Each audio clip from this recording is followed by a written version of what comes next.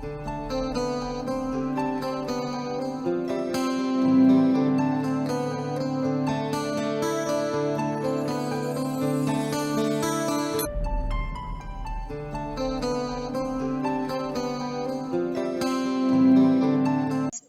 é o programa Fator Paranormal. Eu sou Kátia de Gaia e eu quero passar para vocês hoje, neste capítulo, não aconteceu nada paranormal aqui não, apenas uma movimentação no ambiente, mas vamos lá.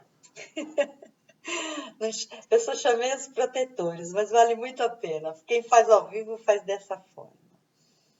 No último capítulo, bem, esse é o capítulo 14, né? Para que você se localize. No capítulo 13, eu comecei a falar um pouquinho da minha entrada na Umbanda, né? Sobre o meu desenvolvimento mediúnico e que eu desenvolvo até hoje, mas o meu ingresso. Então, eu adentrei a Umbanda como Cambona. Quem é Cambona? Cambona é aquela pessoa que auxilia o assistido, auxilia a entidade que está em terra. Então, eu transitei por muito tempo, porque eu venho de uma casa que ela tinha regras, e eu sinto que quando você tem organização, regras, tudo isto causa um impacto muito importante numa casa, na questão até de evolução de todos os seres que ali entram. Porque quando você adentra, e eu conheço várias casas, que é uma bagunça, que não existe ali nenhum tipo de organização, ou aquela metodologia que cada semana tem a sua gira, e tem uma composição que para você parece uma bagunça, isto para os olhos de quem está lá sendo assistido é muito complicado, porque a pessoa ela vai falar, puxa, eu vim aqui em busca de ajuda e será que eu estou obtendo? O que será que está acontecendo por aqui? A pessoa às vezes não compreende e ainda vai compreender menos, porque ela pode até perceber que quem está lá dentro não está sabendo nem o que está acontecendo e nem quem está ali participando sabe, enfim. Isso é uma coisa que a gente precisa ter, principalmente dirigentes ou médiums, a gente tem que saber qual é o nosso papel dentro da casa, qual é a sua função, qual é o seu máximo melhor possível que você pode fazer ali, o teu comprometimento com aquela casa. E quando a gente fala casa, nós não estamos falando aqui no conjunto de humanos.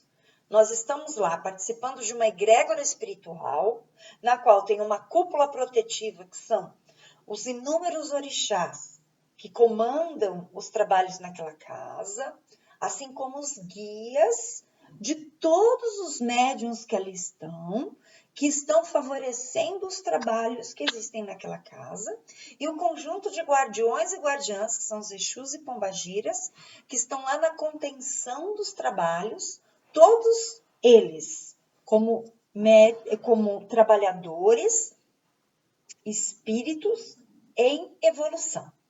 Então, todos esses seres que lá estão, eles estão em evolução, como nós, claro que em outra dimensão, porém, com um pouco mais de conhecimento que o nosso. Então, nos favorecem de que forma? Dando conhecimento através das experiências deles, mas nós podemos colaborar também aprendendo, e aí fica muito mais positivo. Esses seres não são melhores que nós, são apenas seres que são mais evoluídos e trazem um contexto, uma visão diferenciada da nossa, porque pelo fato de estarmos aqui dentro desta energia condensada na matéria, deixamos de assimilar muitas coisas que existem ao nosso redor, como eu já disse. Então, eles são seres que têm uma visão um pouco mais expandida da vida, e principalmente da nossa, porque eles são capazes de enxergar o nosso campo áurico, que é aquela energia que está expandida através do nosso corpo, assim como outros fatores e até alguns registros acásticos que nós temos de vidas passadas. Então, isso é muito importante você dar acesso à sua entidade, quando você começa a dar a passividade, para que eles promovam de fato a passividade e a melhoria na vida do assistido e também da sua, né? Então, esta egrégora formada por todos e esta cúpula protetiva que lá existe, ela emana uma energia positiva, tanto para o médium, quanto para o assistido. E também, muitas vezes, é levado para a casa da pessoa e para os seus familiares ou para aqueles que são colocados através dos seus endereços vibratórios, que podem ser fotos, nomes, endereços de hospitais, de asilos, enfim, de prisões e roupas. Isso são endereços vibratórios, na qual eles trabalham, né? Eles trabalham em cima disto para energizar. Então, o que o Cambono faz? Ele está ligado na movimentação da gira, ele vê o que aquela entidade precisa, o que está acontecendo na assistência. Eles são, na verdade, os olhos dos guias, os olhos humanos dentro de tudo aquilo que está acontecendo ali. Então, foi assim que eu comecei. Aí, houve um momento que eu, Kátia, decidi ser batizada. Não importa se você é ou não é, isso é uma escolha sua. Mas por que eu vou contar isso? Porque eu quero contar uma experiência. Eu não vou citar a casa para que não haja associações, isto não é importante. Mas o mais importante é a experiência que eu tive no momento que chegaram e falaram: nós vamos ter o batismo dos médiuns que desejam ter a consagração e a bênção dos pais e mães orixás aqui na Umbanda, e por isso vocês vão ter um jogo de búzios. É diferente o jogo de búzios do Ifá, que é lido no candomblé, da forma como ele é colocado, da Umbanda. Obviamente que aquela dirigente ou aquele dirigente da Umbanda, ele tem que ter um conhecimento para saber as associações dos cauís, dos búzios, quando eles caem, e aquela caída, aquele jogo, vai te dar o seu pai ou a sua mãe de cabeça. Ou mãe, para quem é mulher, e seu juntó, que é o seu pai.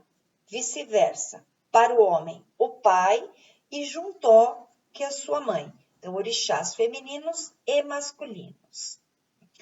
Isto é de grande importância, porque dentro do contexto e o segmento, o que você vai fazer? Você vai fazer a sua oferenda para aquele orixá. Não importa se são 20 velas ou uma vela, uma dúzia de flores ou uma flor. O que importa é a sua intenção, não é o mundo e o fundo do que se usa, né? Mas nós vamos abordar sobre esses exageros em outro capítulo. Mas o que eu quero dizer é que é de fundamental importância que o dirigente ou a dirigente, vulgo pai e mãe de santo, que eu não chamo porque é muita pretensão ser pai ou mãe de santo, né? Do santo. Então, dizer quem são seus orixás. Porque quando você coloca aquela oferenda, você está se colocando como uma entrega oficial de energias àqueles seres. E se aquela energia acolhedora não é de fato a sua, nós deixamos de receber uma energia fundamental para a nossa coroa, o acesso para o nosso trabalho espiritual. Então, quando você adentra os fundamentos de uma religião, ou de uma doutrina, ou de um culto, você adentra uma egrégora que te sustenta. Então, você tem que saber fielmente quem é seu pai ou sua mãe, de cabeça e o seu juntó.